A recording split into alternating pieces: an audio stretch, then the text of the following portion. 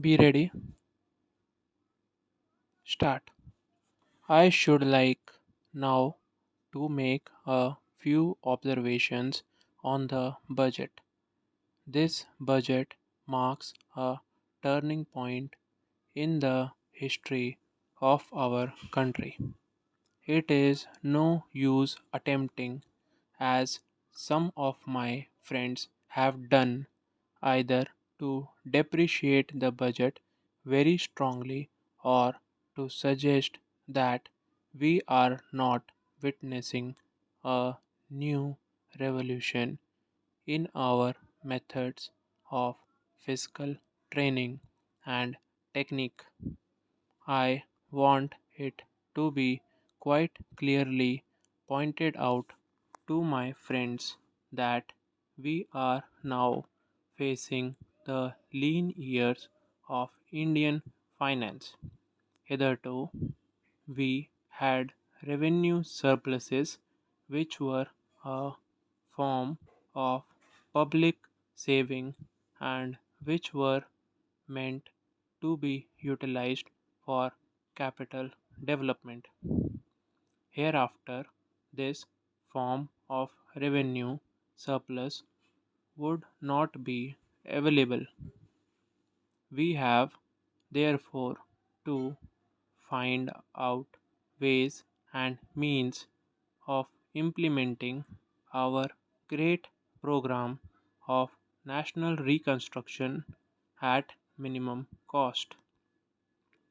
My point is that the deficit on revenue account would be of the order of about rupees 19 to 20 crores.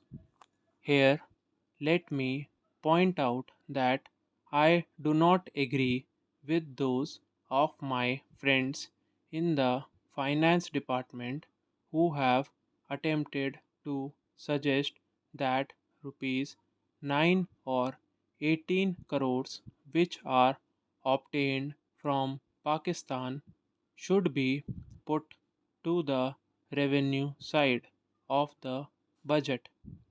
They are to be put on the capital side, but that does not seriously alter the trend of my argument.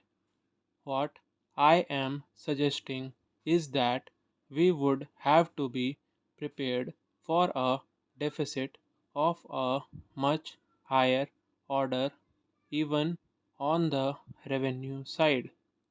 That itself should make us realize that there are very many problems which we have to face and that we have to undertake ways and means of increasing the resources of our country so that it might be possible for us to have a greater amount of surplus or a greater amount of public saving for the purpose of financing capital development. The finance minister, in the course of his speech, Mr. Deputy Minister, pointed out that the deficits during the past 2 years were of the order of rupees 83 crores. I venture humbly to disagree with him because I feel that when we are talking of deficits, we must take into account the overall deficit incurred by the central government, and that would be of the order of rupees 200 crores. During the years of relatively light expenditure, we had a shortfall of about rupees 200 crores. Undoubtedly, now when we are going to have a very great amount of expenditure, we might have a greater amount of deficit, and we would have to find out ways and means of trying to meet our capital expenditure.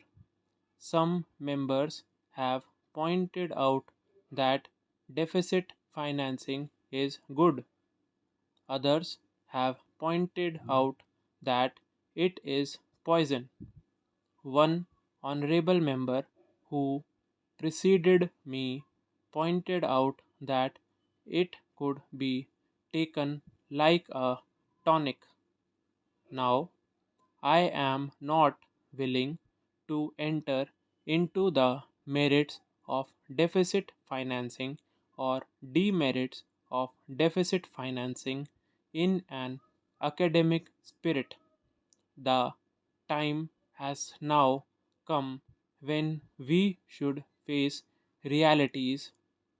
I do suggest that we have to indulge in deficit financing because without indulging in deficit financing, it would not be possible for us to indulge in capital expenditure on such a large scale. But when we are talking of the scope of deficit financing, I would like to place before the House and the Finance Minister the two great limitations which face us. The first limitation that faces us is that concerning the internal price level. The Honorable the Finance Minister referred to the cost of living.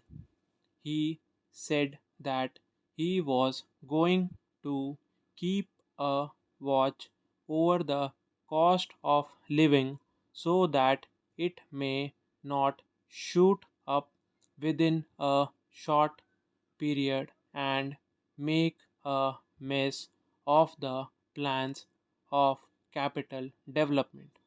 But there is another limitation which has also to be borne in mind, a limitation which has not received as much notice as it should have done in all the discussions that have taken place on deficit financing.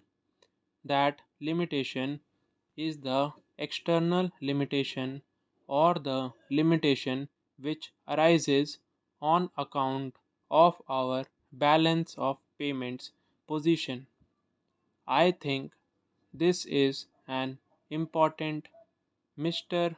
Deputy Speaker, as the internal price level, and I should like to elaborate that particular point a bit more because I feel that a time will shortly arrive when we might have either to reconsider our policy or might even have to leave the Sterling Club of which we are a member. The second serious limitation is as serious as the first. What we would be the consequences of deficit financing on our balance of payments.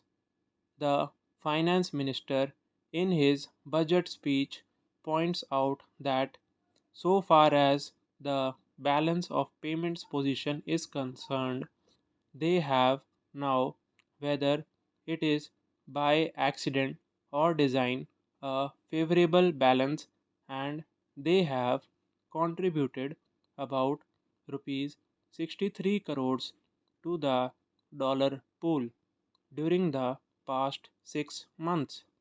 But the moment we indulge in deficit financing, we have to be prepared for worsening of our balance of payments. Stop.